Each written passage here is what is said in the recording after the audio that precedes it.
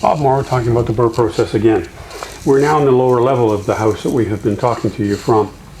And this is a good example of a bungalow that meets the requirements for making a second unit, so turning this into a separate suite. We're looking at ceiling heights. They have to be a certain height. We're looking at the condition that it's in. What exactly do we have to fix? Is it going to be expensive? In this case, we know we're going to have to change the ceiling, probably take out the carpets, definitely do something with the walls. So we have to, consider all that stuff when we're thinking about our renovation budget.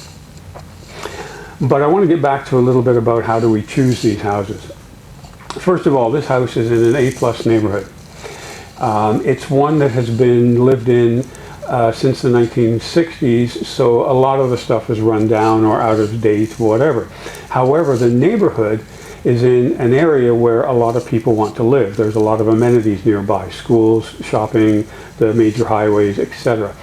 The properties have a lot of curb appeal. This is an A neighborhood, so we know that we're going to get top rents when we're finished here. So that's the primary thing. Secondly, what's happening a lot now, and this is October 2021, so if you're watching this video a couple of years from now, it may not be as accurate, but probably will be close. We are in a situation where it's a seller's market right now. So what that means is that there are bidding wars on almost every house. Now, any wealth club or whatever is going to be telling you that, oh, don't get into bidding wars, you can't do that. Unfortunately, in the seller's market, if you're not willing to get into a bidding war, then you're never going to buy a house.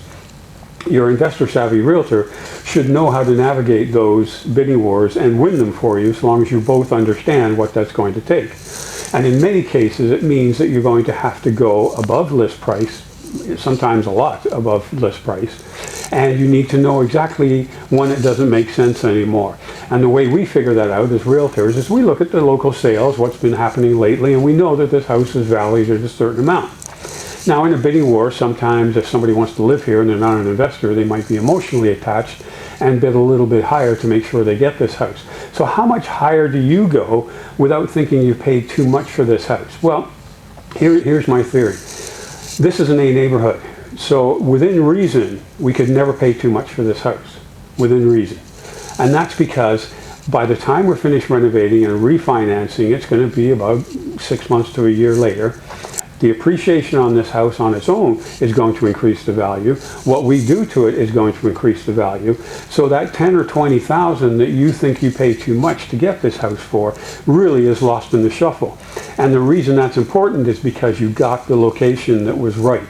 If you had said to yourself, I'm not spending that extra 20,000, let's go look somewhere else, we would have ended up down the street where you would have saved that 20,000 now, but your rents would be lower, meaning you're not getting as much money every month. And when you went to refinance it, it would be considerably lower than this house would be. So that's why I say that sometimes it makes sense to get the right house in the right location. And if you get stuck in a bidding war, be willing to go a little bit over its value, because you will make that back.